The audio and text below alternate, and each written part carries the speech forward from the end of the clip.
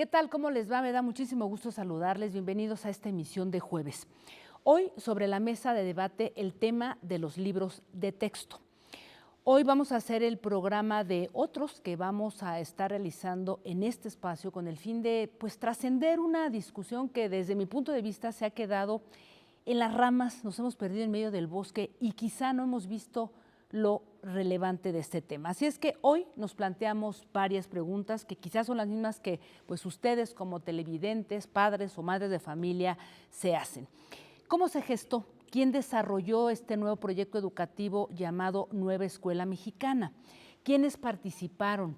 ¿Cuál es el centro de esta propuesta que a todas luces significa un cambio de paradigma? ¿Qué quiere decir trabajar con la idea de comunidad desde la interdisciplina más allá de materias fragmentadas? ¿Están preparados los y las maestras de educación básica para llevar a cabo este ambicioso proyecto educativo? ¿Cuáles son los desafíos? Así es que algunas de las preguntas que vamos a poner hoy sobre la mesa de debate, y pues no podíamos empezar mejor que con una especialista en educación, pues que participó en los procesos de creación y evaluación de los libros de texto y un profesor director de escuela primaria. Así es que déjenme presentarlos. Ana Laura Gallarda, bienvenida. Gallardo, perdóname, ¿cómo estás? Muy bien, muchas gracias. Bueno, tú eres doctora en pedagogía y eres investigadora de tiempo completo del Instituto de Investigaciones sobre la Universidad y la Educación de la UNAM. Muchísimas gracias por estar aquí, bienvenida. Gracias, Jacaranda, al contrario. Y bueno, gracias al profesor Euriel Rosas, quien es director de la primaria 15, José Vasconcelos, en el Estado de México, y también pues has participado como evaluador en otros momentos de otros libros de texto. Bienvenido, Euriel, muchísimas gracias. Gracias por la invitación. No, al contrario, pues muy contenta de estar con ustedes aquí. Como decía yo, vamos a estar haciendo varios programas que tienen que ver con el tema de la educación y digamos que intentando trascender todo este debate, como decía yo, que se fue por las ramas y que ha puesto un montón de cosas que no nos permiten ver realmente el contenido de este programa educativo. Voy a empezar por esto que ha sido el debate y con ello pasamos a otro tema. ¿No? Se ha dicho que en este proceso no participaron o se hizo de espaldas a la sociedad, a los padres de familia, a los propios profesores.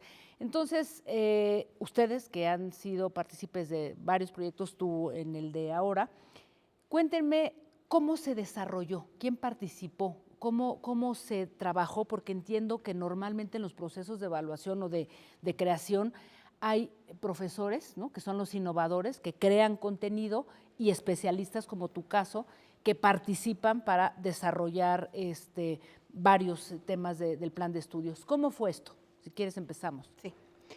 Bueno, el proceso de cambio del currículum de la educación básica, que es justo como el modelo educativo, se empezó a trabajar a partir de una serie de foros de consulta que se llevaron a cabo durante 2021 y 2022 a maestras, maestros, especialistas, padres de familia, niños y niñas, pueblos originarios y afromexicanos. Justo en estos días se está haciendo la devolución de todo eso que se sistematizó, digamos. Entonces, es una distorsión, digamos, afirmar que no hay un proceso de consulta en primer lugar. De esos foros de consulta, más de la evaluación propiamente de una serie de reformas que tuvimos a la educación básica de principios de siglo, digamos 2004 a 2017, tuvimos cerca de 9 reformas. Esas reformas trajeron como consecuencia la coexistencia de distintos programas de estudio con distintos libros de texto en una misma escuela. Y eso generaba una serie de problemas muy importantes a nivel de aprendizajes, a nivel pedagógico. Y por otro lado, digamos que la lógica de esas mismas reformas que datan de los 90 para acá, pero digamos de las últimas 9, la visión, digamos, sobre el aprendizaje, sobre la forma en la que planteamos, ¿no?, la educación, pues estaba centrada en una visión individualista, la noción de aprendizaje como una cuestión meramente cognitiva, incluso en contra de varios principios de esa misma lógica que señala, ¿no?, la visión socioconstructivista del aprendizaje, etcétera.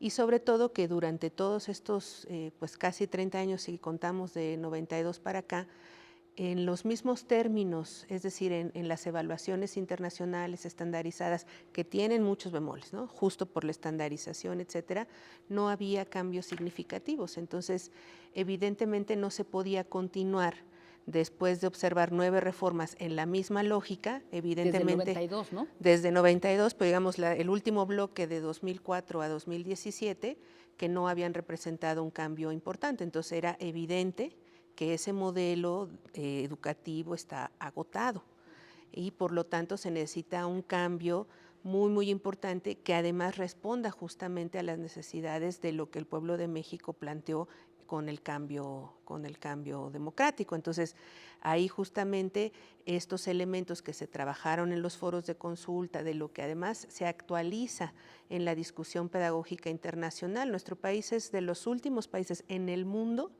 que está actualizando sus planes y programas en una visión más interdisciplinaria o en un intento de acercarnos.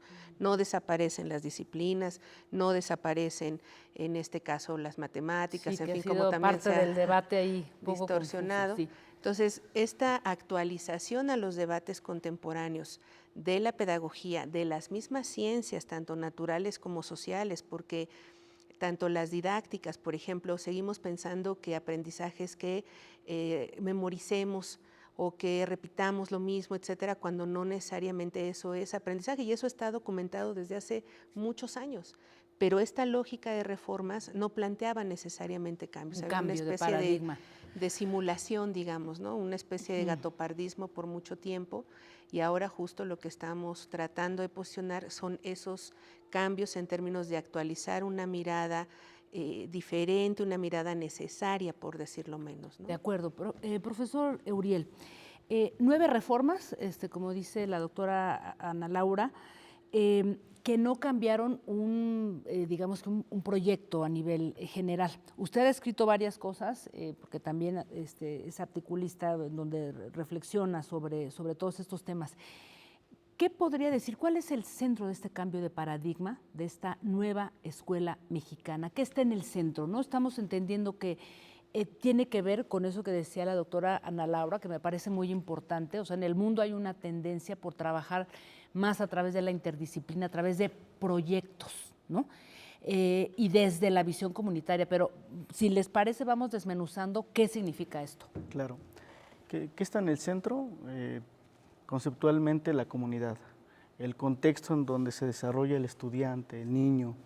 En la reforma anterior, al centro estaba el estudiante, el niño, niña, adolescente.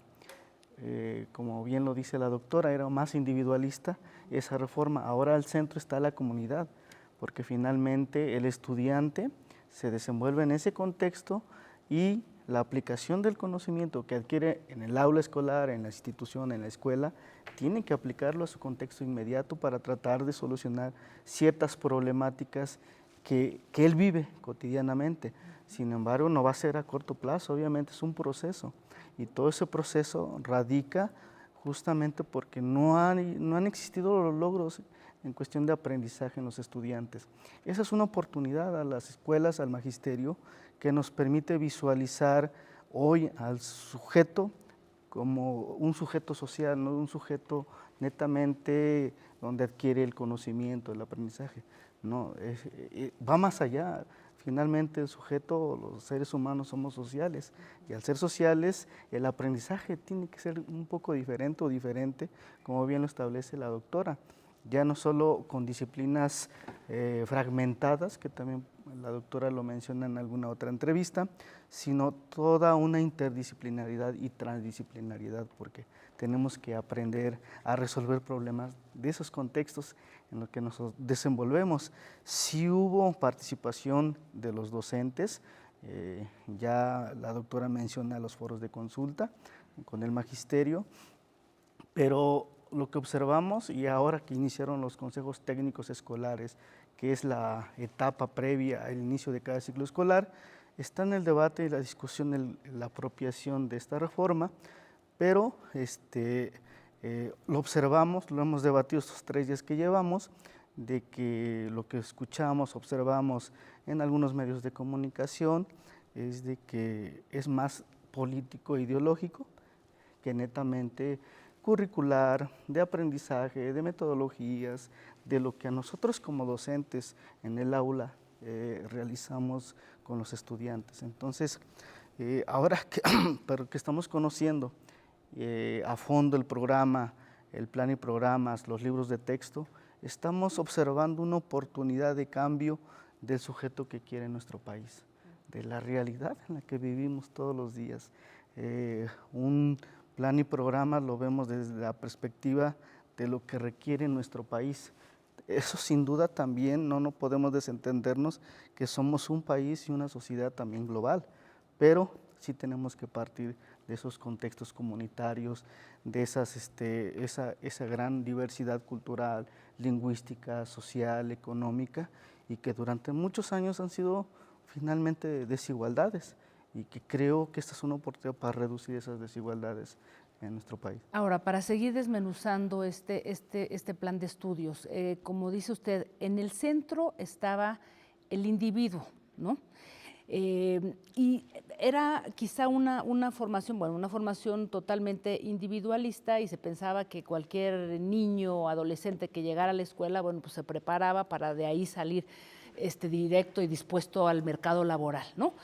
Hoy pareciera que el punto de atención está en otra parte, tiene que ver con, ahí es en donde me gustaría que me explicaran cómo se va a implementar esto, ¿no? Con eso de los proyectos, o lo que usted llamaba también, profesor Euriel, las fases y los campos formativos. Es decir, se va a trabajar, ustedes llaman proyectos, yo lo entiendo como temas, ¿no? O sea, por ejemplo, hablar del racismo, del cambio climático, desigualdades.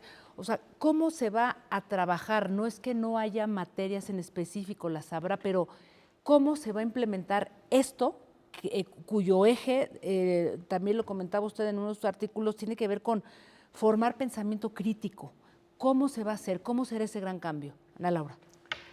Pues como todo gran cambio curricular necesita pasar por la práctica docente. Entonces las maestras y maestros, justo como lo decía el profesor Euriel esta semana, están conociendo todos los libros, que era lo que faltaba, digamos, por conocer. Durante el ciclo escolar pasado estuvieron trabajando sobre los programas.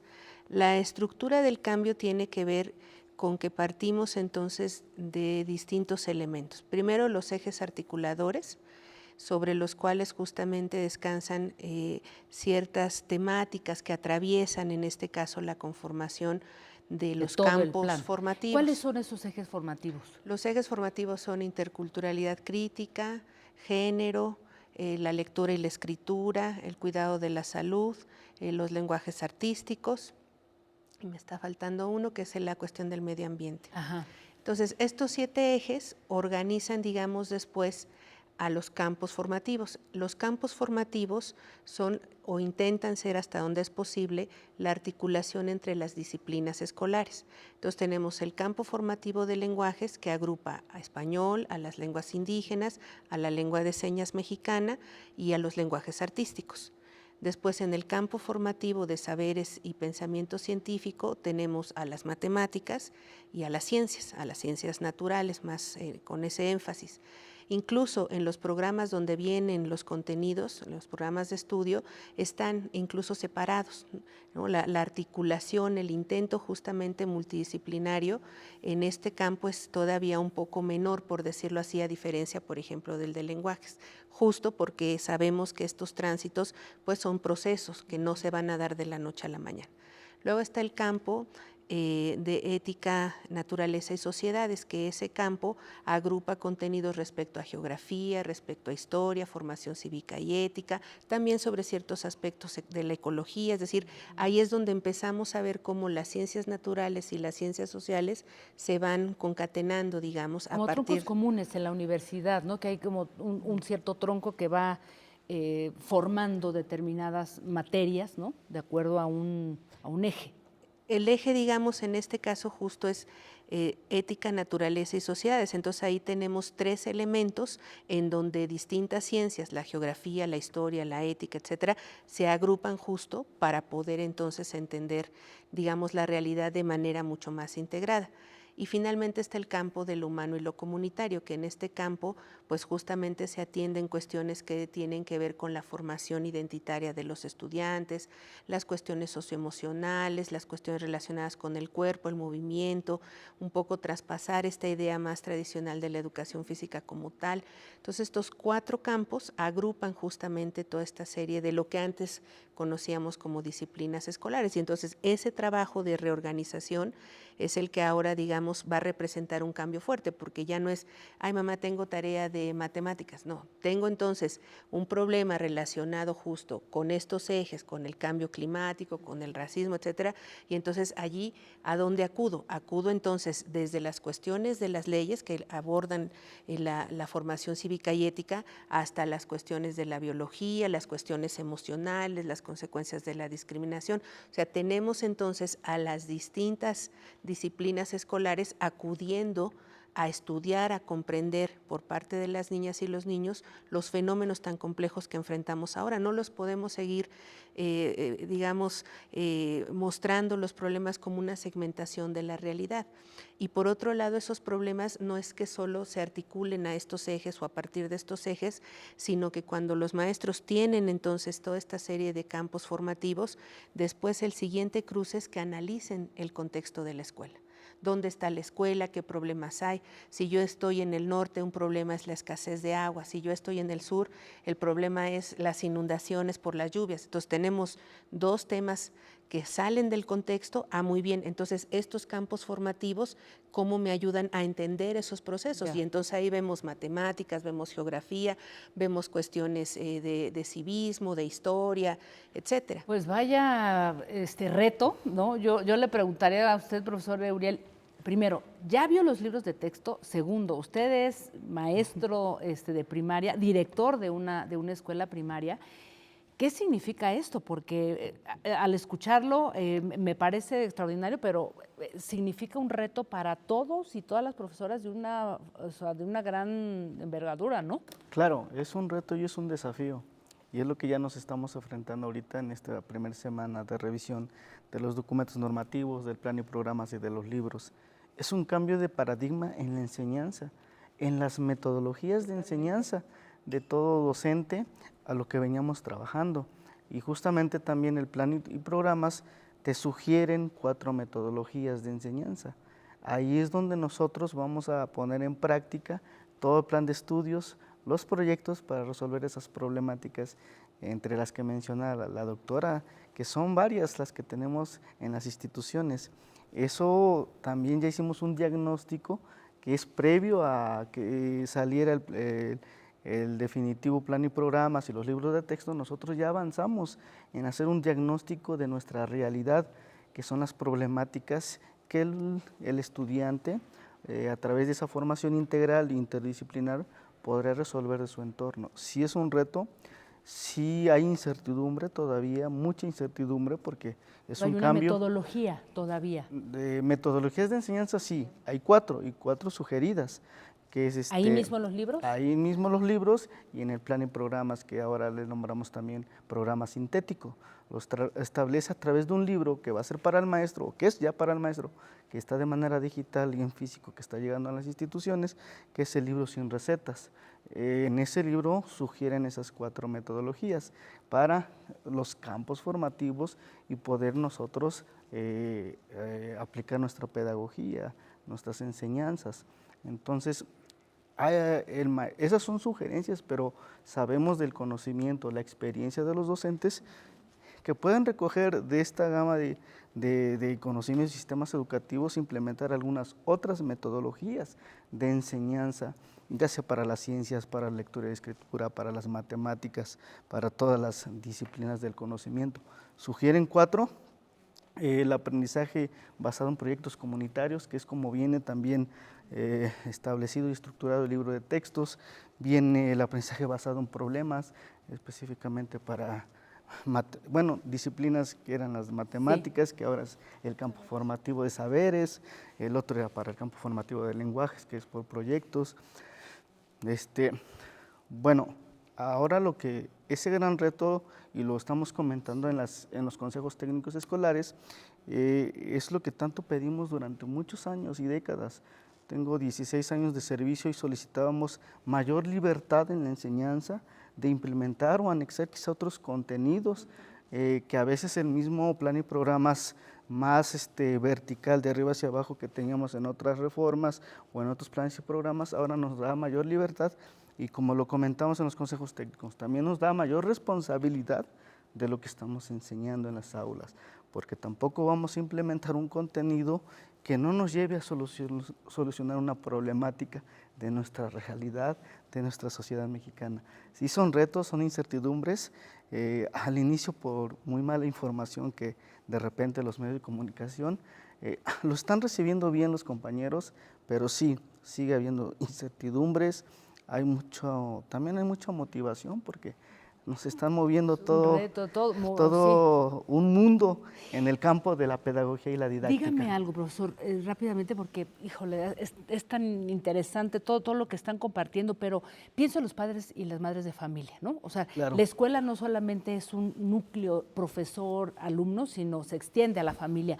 ¿Cómo se va a incorporar ahí, a la familia, para realmente también cambiar la mentalidad? O sea, ese cambio de paradigma es un reto también para las familias. Totalmente de acuerdo. Primero, una modificación, en este momento no recuerdo el artículo, en donde tiene que haber más involucración de los padres de familia. Segundo, la estructura del programa y de los libros de texto, en uno de los libros de texto gratuito se establece el trabajo del proyecto comunitario. Es donde el padre de familia, y no solo ellos, sino la comunidad donde se establece, la escuela donde se desenvuelve el estudiante, va a participar en ese proyecto comunitario.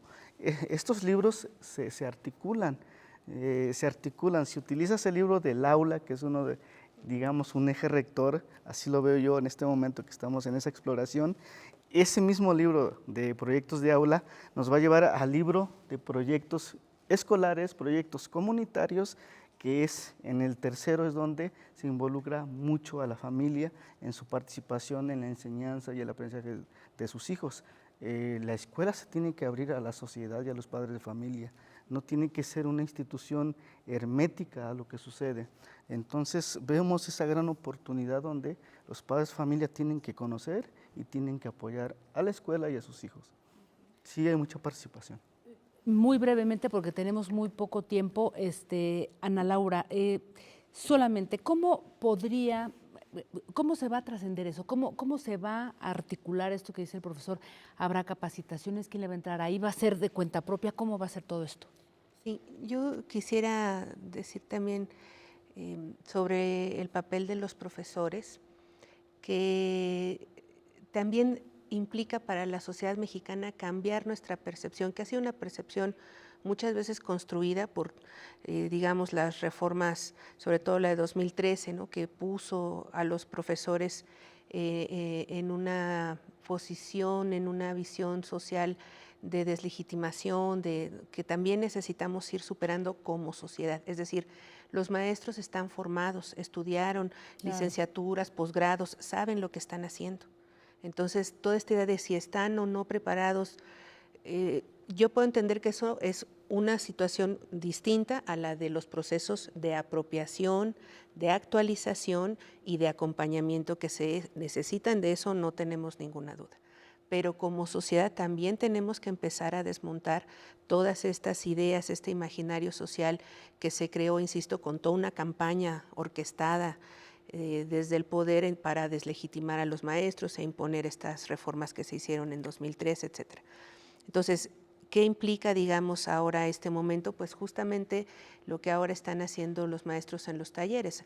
Están trabajando los procesos de apropiación y eso evidentemente para la Secretaría, hasta donde yo tengo entendido, pues implica trabajar justo todos los meses que son los consejos técnicos escolares para acompañar estos procesos. La Universidad Pedagógica Nacional está también haciendo todo un programa de seguimiento. Nosotros en la Universidad Nacional también estamos preparándonos para poder acompañar, porque también sabemos que la investigación y la práctica pues necesitan justamente este acercamiento, ¿no? Y creo por otro lado que las madres y los padres de familia pues también tienen que estar preparados para estos cambios en el sentido de apoyar a sus hijos y de entender que también nuestra relación con la escuela va a cambiar. Entonces, estamos acostumbrados a muchas veces a que solo vamos a limpiar las bancas a fin de año o a cuando se hace la kermés. No, lo decía el maestro Uriel, en los contenidos, en los libros, hay ejercicios específicos para trabajar en las familias, con los padres o quienes cuidan a los niños, y eso también va a implicar entonces que ahora nuestros hijos e hijas lleguen con requerimientos distintos hacia nosotros sobre eso. Y ahí implica también reorganizar esa relación, porque también es cierto que enfrentamos ahí fracturas importantes entre la escuela y la familia, ¿no? Así es. Pues quiero agradecerles, y lo dicho, como lo comenté al inicio de este programa, me quedo con muchas preguntas sobre la mesa. Habíamos hablado esto de qué tanto se acerca o se parece a las escuelas activas, ¿no? El sistema Montessori, el sistema de Crolí del que hablamos y del que también vamos a hacer programas más adelante. Así es que quiero agradecerles por su tiempo y bueno, con el compromiso de que seguiremos también con ustedes y con otros profesores y otros especialistas para seguir abonando al tema. Muchas gracias, por estar aquí con nosotras y gracias a todos y a todos. Recuerden que el programa se sigue transmitiendo ahora mismo en Twitter a través de la cuenta N22 Digital, por Facebook, Facebook Live, y luego unas horitas después está en YouTube también la cuenta de Noticias 22. Nos vemos el próximo jueves, hasta entonces.